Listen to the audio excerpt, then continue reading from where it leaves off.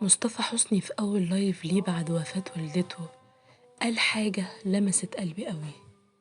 قال إن الإنسان عنده نفسية ربنا خلقها بتتسند بالبشر.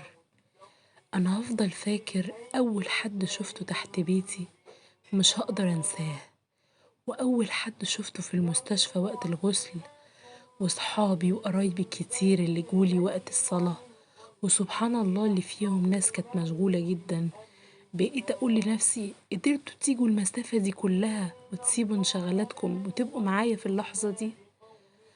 هفضل فاكر كل واحد سلم عليا وحضني وطبطب عليا، وكل واحد بعتلي رسالة، وأي حد افتكرني بأي حاجة. يمكن الواحد كان هيبقى أضعف لولا وجود الناس دي.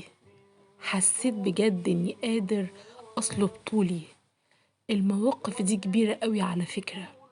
ما كنتش متصور حجم تأثير إن لما أعرف إن حد عنده حالة وفاة فانزل من بدري واروح له وحضر معاه كل حاجة.